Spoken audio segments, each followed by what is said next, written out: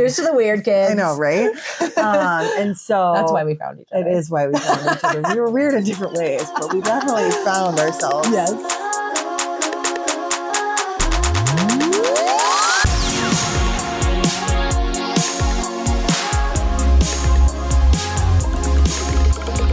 All right, you want to do this?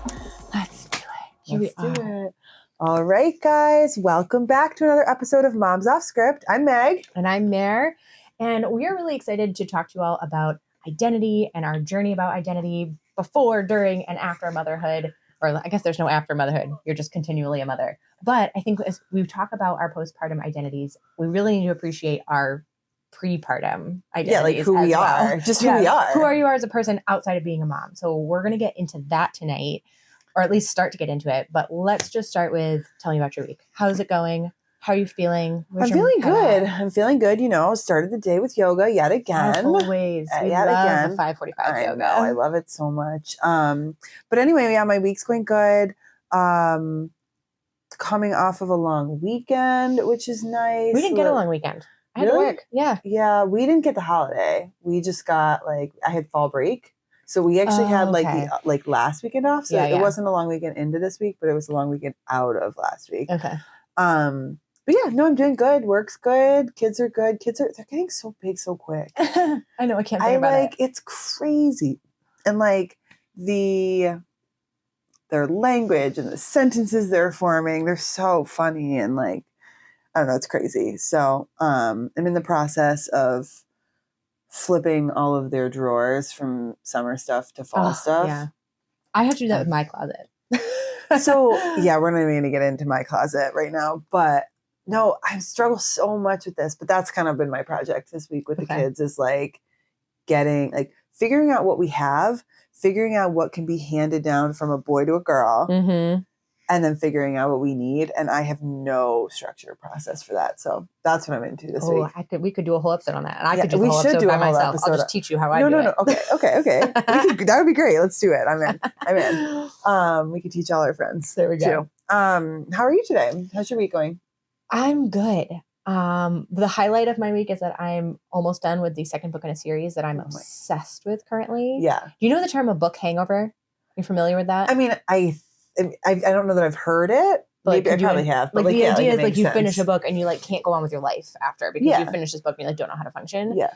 I have I'm anticipating the hangover I'm going to have because right now I'm almost done and there's still one more book after this. Oh. So I still have one more to read, but I know when that's done because I've been doing every free moment in between meetings in the bathroom. Constantly. Just, can you read on your phone and your Kindle? Yes. Yeah. So I'm just constantly Can you read it on your watch yet? No, I haven't gone that far. Is that a thing? Probably. I can't imagine. I haven't gone that far. You know what's going to be great is one of these days they're going to get those meta glasses and you're going to have the book scrolling in your glasses. I'll be ruined. I'll never get anything else done. I finished a book today. Good for you. An audiobook. My 5th book of the year. Look at you. What'd you read? Oh, I read Catching Fire, which I've already read. I love it. But I'm rereading them because I read the prequels and so now I'm rereading. I'm tempted to do that too because I just finished the other prequel, the Songbirds and Snakes. Yeah. No, the second one. No, the second one. Sunrise on the Reaping. Yeah. That's what it was. So I'm now I've read them on my Kindle 12 years ago, 15, whenever that was. So now I'm just re-listening to them so that I can kind of soak in the prequels. I want to do that too, eventually. Because I liked the knowledge of the prequels informing now the main series. Yeah. So anyway, point being, I'm anticipating the book hangover that I'm going to have when I'm done with this third one, but I'm trying to live in the moment of enjoying having a really good book that I'm super into. So that's been great. From a kid perspective, my 2-year-old is sending me through the roof every day. Love it. Just Two's fun. You know what the hardest thing is? Parental preference. Because everybody loses because she only wants me all the time. Mommy, mommy, mommy, mommy, mommy. Oh. And I lose it because I'm I want to break so bad, but then you feel guilty because you're oh, she wants me. I should be happy she wants me. You should. No, I'm just kidding. I'm just kidding. Right? But then my husband is losing because he feels bad because he wants to help her. And she's like, no, Daddy, I need space. And then he feels bad because he's not helping. And when he does help her, she hates it. So we're both losing. Yeah. And she's just mad. I love when we get into these types of conversations because it's literally always the opposite in our house. Yeah, that's true. Because my kids are like, their parental preference is their father. So you get it from I do, my husband's side. I do. It sucks for everyone. As a mom from the husband, yeah, it's nutty. But yeah, that's really funny. Everyone loses, and that's what we're dealing with. Just she's been on another level all week, so 2 is fun. It's great. It is fun though. I know. You're doing great. You are doing great. We'll get through it. Yeah. We'll get through it as we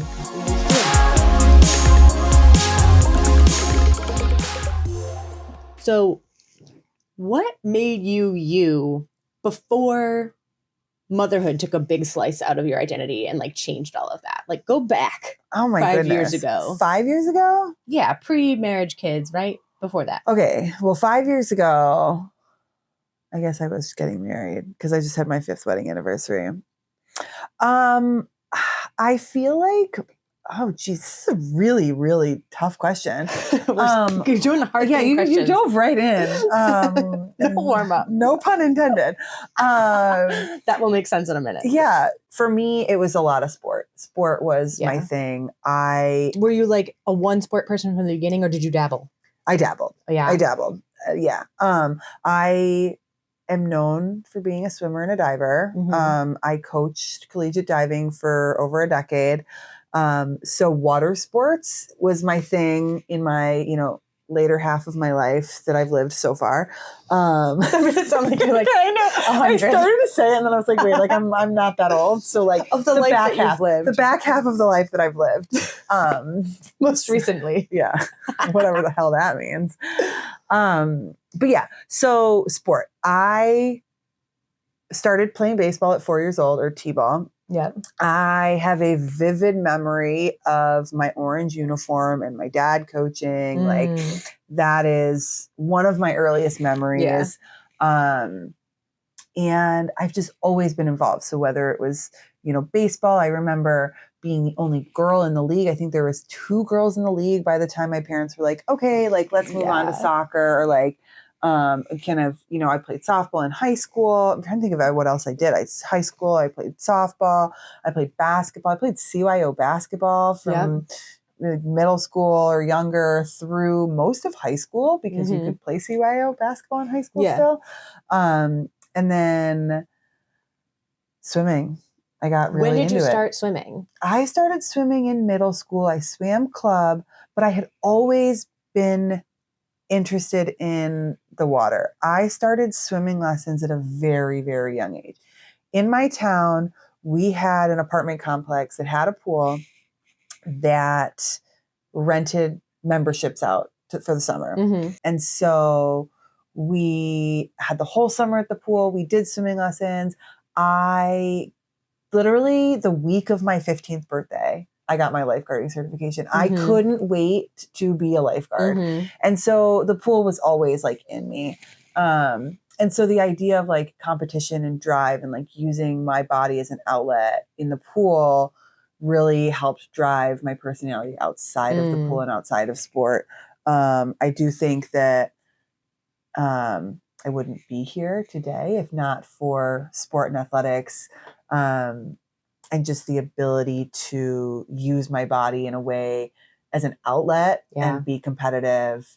And I think the cool thing about swimming and diving as a sport is you're competitive with yourself. Yeah. Obviously you're competitive with everybody else in the pool, but you don't have to be. Right. You can race the clock. You can, exactly, chase your scores on the board. And so I think that's really cool.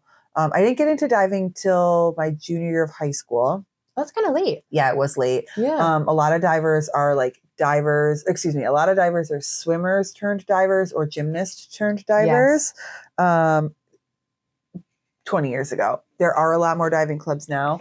But that was kind of the way that the avenue in which people got into diving. So I swam in high school and then they needed divers and I was like, I'll try it. I can do a flip. Yeah, I can figure this out. And I did. So yeah. Yeah. That makes a lot of sense because, I also dove for a brief minute. Oh, yes. A brief minute. Certainly not nearly as competitively as you did. Similar to you, we had a swim club membership in the summers. We swam on the swim team. Unlike you, I hated swimming on the swim team. Getting in the loved pool at 6 a.m. Fun fact, I once ripped a hole in my bathing suit in the bathroom so that I would not have to continue practice. That tracks. Yep. Oh, I came out of the bathroom and I was like, it's ripped. And they're like, let me see it. I was like, it's in the butt. I can't show you. What I should have done is not actually ripped it and just done that. I actually, with my teeth, ripped a hole in my bathing suit so that I wouldn't have to keep swimming. But I did like diving. Diving was held in the evenings. Okay. So the water was warmer at that point. And I thought that diving was a little more artistic. Yeah. And that tracks with me and my personality, which we'll get into. But the reason I brought this up was because a few of my friends who were on the diving team with me, a few of my best friends growing up were gymnasts. Yeah. And they were incredible divers. Yes. I just like basked in their Yeah. glow. And that's kind of the avenue you take. So when we're talking a little bit about like diving being a little bit more artistic, talk to me about you. Talk to me about like kind of your journey and how you got to be who you are today. Yeah. So I think, the biggest thing for me is I'm a dancer. I've been a dancer since I was 2. That's when I started in class. And I did other sports. I did softball for a while. I did softball until the point where my coach was like, you need to pick. Yeah. Right? He's like, you can't keep doing dance and softball. Like, you're at the point now where either of them is going to take all your time. What age was that? Like, I was like 14. Okay. So what grade is that? Like, I was like almost a freshman. Yeah. Like, I think it was right before high school. He was like, if you're going to play softball in high school, like, this is going to be your thing. And you could be good, but you need to stop dancing. Yeah. You're not going to be able to do both. Now, we grew up in different, similar regions, but like different areas. And I think you're a few years younger than I am. Were there opportunities for you to do multiple things in high school? Because I know for me, it depends. Yeah, like I was a 3-sport athlete. Like as a dancer, was that an opportunity? No, because dance runs from like August, September to May. Okay. So there was no way to do it. The exception was my senior year, because the dance season technically ends like in March, and then we start the next season. Like you get like a month off. But when you're a senior, you're not starting the next season. You're actually done. So that was when I did track for one season, which we can talk about as well. Oh, okay. Yeah. What event did you do?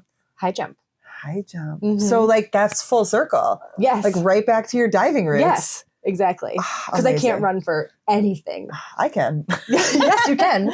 I'm so not a runner that anyone who knows me knows that it is actually comical that I did track for a season. I think it's hilarious. It's not even in the realm of my existence. Yeah. It's because my boyfriend at the time, who's now my husband, did track, and I knew that he practiced with his shirt off. So wait, really? I knew the boyfriend part. No, that's 100% why I did it. That's so good. And he ran the 400 or like hurdles. So he would just run, and I would just I just follow him with my eyes. Oh my and my coach would be like, Meredith, high jump. Sorry. You crack me up. That's so funny. Yeah. He was a looker. He still is. Anyway, let's talk about dance, because tell me about your dance journey. So you started at 2. Started at 2. I was not like serious about it at all. It was just something, that I did for however long. I switched studios when I was 10, because the studio I grew up at, the owner retired. She was getting up on in years. R.I.P. Miss Pim. Love you.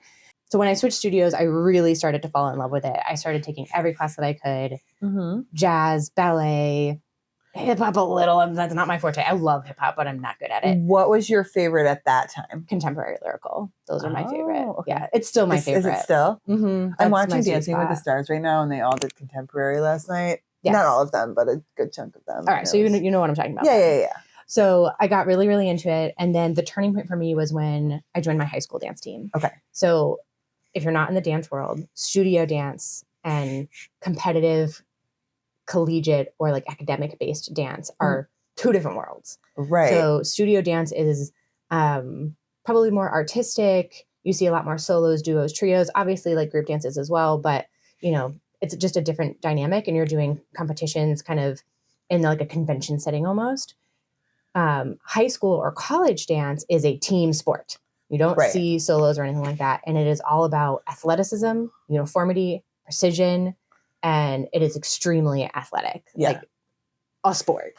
And when I joined my high school team, I suddenly was like pulling in the like team sport plus this artistic expression of dance so cool. that I loved. And I was just like, I found my place. Like, this is it. I love that. Fell in love with it. And I danced through college. I went to college, not for dance, but kind of, sort of, but I danced on my team in college. We competed at the national level, and I just like was head over heels. This was it for me. And like, I'm not going to get weepy about it, but like, dance really is my place. Like, when I'm in the studio and the music is on and I can dance and I can just, it's the only sport. And I used to, so I went on to coach as well, as you know, but I went on to coach a college dance team. And I used to say to my dancers, most other sports, you say like, leave it at the door, right? Like, come, you're here to practice, like leave your emotions at the door, like turn off your brain. Like, this is your time to like disconnect and like focus on your body and whatever. Dance isn't like that. We ask you to bring everything in with you, right? So if you're doing an emotional jazz piece or a contemporary piece about loss, we're like, think about a time that you've had loss. And like, we're asking you to like bare your soul in the routine. So you're bringing that element into, you know, something that you love. So it just becomes this really like magical fusion of athleticism and emotion and art. And there's nothing else like it to me. And that's why I love it so much. And that's why I still do it to this day. Yeah. That's so really it's cool. been a journey of, you know, kind of casual recreational dance, finding my space in high school dance team, onto college dance team, then onto coaching. It's always going to be part of my life and just like a really huge core piece of who I am. Yeah. I really resonated when you talked about like, that was your space. Like when you are dancing, that is your true self. And like, that's where you are, because that's exactly how I feel about a pool. Yeah. Like when I am in a pool or around a pool or like smell the pool. Yeah. It's just, I am where I am supposed to be. And it's a really cool feeling to find that. Oh, absolutely. Whether it's like in sport or in music. I think it's so important that people have a space like that. And it's hard to find. I mentioned earlier that I had a couple friends who did diving with me and that were gymnasts. Those two friends, I grew up, they were my neighbors down the street. They knew who they are. Shout out. I saw them fall in love with gymnastics and have a thing that like they did and threw themselves into and were passionate about. I was not a gymnast, nor will I ever be. But I watched them do it. And I was like, I want to love something the way they love gymnastics and give everything of myself to something the way that they are giving themselves to over to it. And it wasn't gymnastics for me. But when I found it, I was like, oh, this is what that is. Yes. And I just think everyone needs something like that. And it'll evolve, right? Like I can't spend as much time in the studio now as I did then.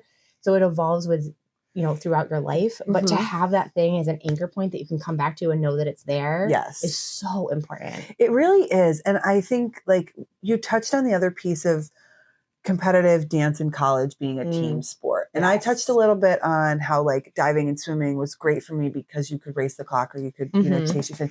But it was also a team sport. Yeah. Which is what was really cool. What I found really neat about it. And when I got into coaching it was like, yep, you all do your individual part to contribute to the team. I also participated in college. So I swam and dove in college. And I was a captain. And that was like the thing for me. It was like, I was never the best athlete on the team. I was never the best swimmer. I was never the best diver. I couldn't lift the most in the weight room, but like I was going to give it everything I had for our team to be as successful as they were. And that's why you were the captain. And that's, and like, and we also competed at the national level. And I just remember, like, I'm going to get emotional talking about it. There's a picture out there. I hope it doesn't circulate, but some of my athletes over the years have found it. Of me at my last meet, the whole meet, we were chasing the second place team. Yes. And I actually came up with an injury at the meet. I was still able to compete. Maybe I shouldn't have. I don't know. But it's your last meet, your senior year. It was my last meet. And we needed to get second place. And so I have a race the next day. And our team needed like 8 points. If we, and maybe we didn't need 8 points at that point, but we were so close. I raced my race. The place I got in got our team 9 points, and we won that second place spot by like 10 points. That's amazing. It was so cool. It was like this thing. So there's this photo of me sitting. I got to raise the trophy or whatever, and so there's a photo of me sitting in the lobby, sobbing, holding my, the trophy for my team, and just like, I'm never going to swim again. I'm never going to dive again.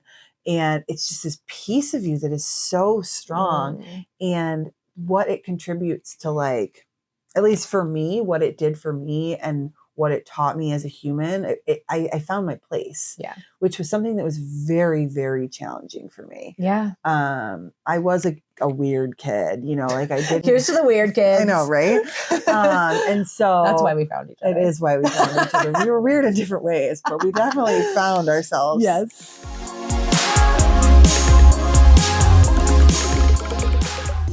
All right, it was brought up at the top of the episode, but reading. So you are a dancer. You First are competitive. Foremost. That is your space. But as far as hobbies, you read. I love to read. I've always been a big reader. I got, like, my entryway, like most people my age probably, was Harry Potter when those books were coming out when I was young. And I just never got off of it. I'm a very avid reader.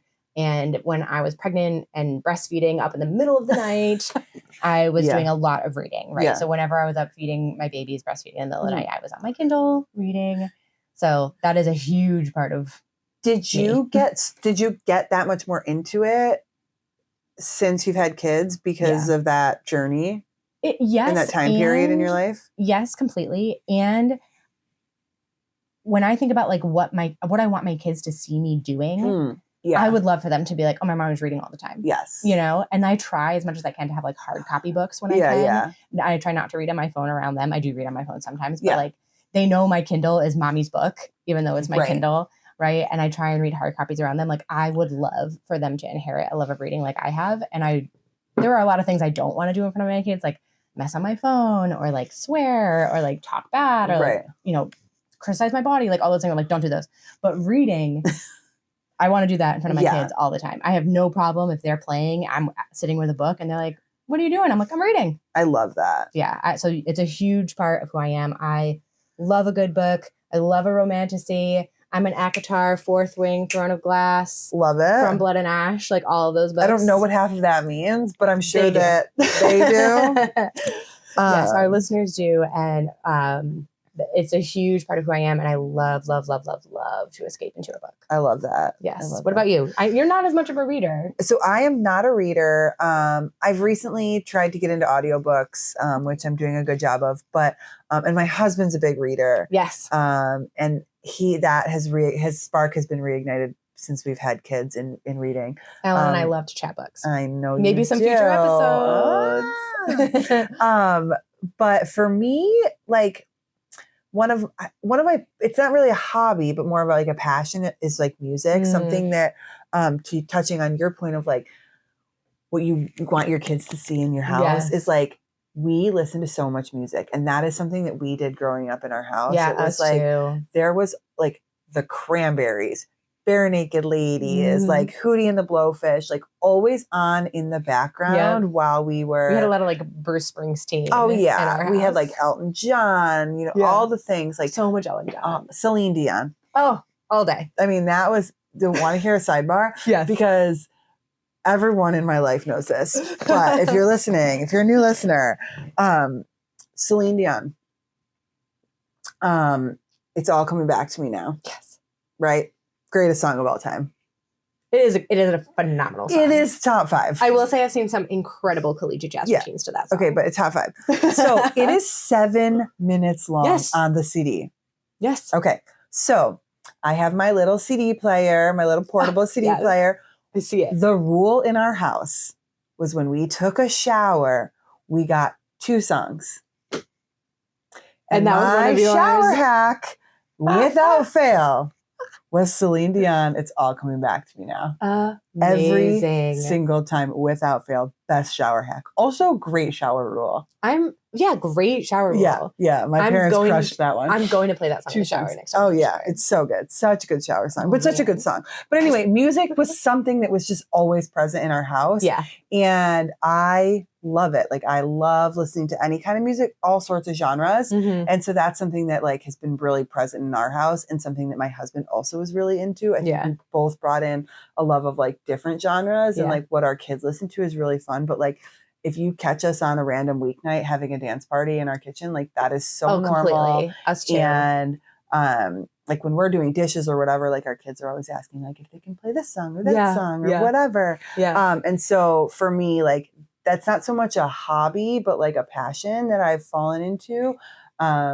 Because my big hobby is running and fitness and like to find another outlet of being able to like rock out in the car and like things like that. So speaking of sidebars, speaking of music and rocking out in the car. So as you know, I've recently started going back to the office. So I now have a commute. Yes. My first day commuting home, I turned down all my windows. I turned my music all the way up and I blasted my music, which I haven't been able to do in so long. And I sang at the top of my lungs all the way home on the highway. Glorious. Going Absolutely 65, glorious. 70, the wind is at my hair. I was just like, yes, I'm living my life. It was great. Love that for you. It's the best feeling. It's so cool. So good.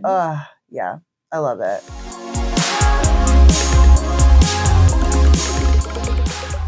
All right, we are ready for my favorite part of the podcast. What's your favorite part of the podcast? The lightning round.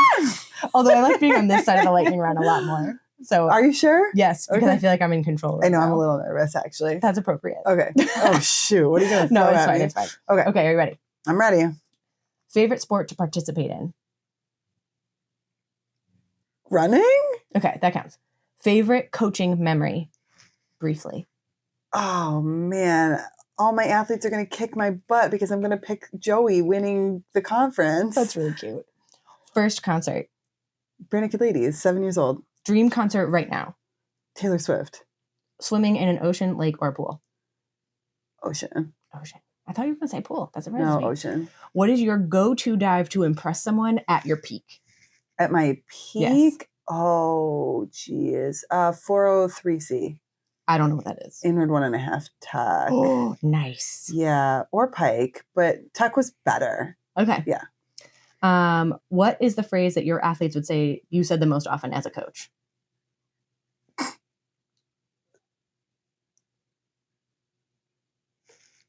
I don't know. Oh my God, chime in and comment. What is the thing that I said the most? I can think of 1,000 things my dancers Oh would my say, God, so. I can't think of one that I would have said the most. All right, Meg's athletes weigh in. Chime in, guys. Okay, sports teams you support, like professional sports teams. Oh, Buffalo Bills. I was a diehard Red Sox fan for a long time. I just haven't followed baseball as much in the last decade. Yeah. But I was also a Nationals fan when I lived there. So AL, NL teams and Buffalo Sabres, and that's about it. That's Do a lot. Follow another any other sports? I don't know. Oh, the U.S. Women's National Team. Oh, obviously. Like that's a duh. Okay. Kitchen dance party song. Right now? Yes. Like today? Yes. Opalite. Amazing. Go-to karaoke song. Tiffany, I think we're alone now. Oh, really? Yeah. I Okay. think we're alone now. Can we go to karaoke someday? Absolutely. Okay, I'm really bad. Oh my God, let's do it. Do you Fun. think like our neighborhood or local bar has it? If it does, we're not going there. That's an inside joke. Okay. But yeah, we should go to karaoke sometime. Absolutely, yes. Right. Great lightning round. Thank you. I like that one. That was I liked that one. Good. You got me. You got me you a like couple hung times. up. Yeah. You're good. That's the goal. Thank you all again for joining us for this episode of Moms Off Script. We're really glad you're here. We'll drop the socials. You can find us on TikTok and Instagram at Moms Off Script, and on Gmail, momsoffscript@gmail.com. Send us an email. Give us your feedback. Tell us your stories. Maybe we'll read them on the air. Yeah, we'd love to hear from you. See you next week. See you next week. Bye. Nailed it. That was good. That was fun. Moms Off Script is created, designed, filmed, edited, and produced by Megg Abelein and Meredith Finch. Music by Matt Beebe. Photography by Michelle Montineri. Graphic design by Alexia Dulieu, and production consultants Nick DiVasta and Alan DiCicco.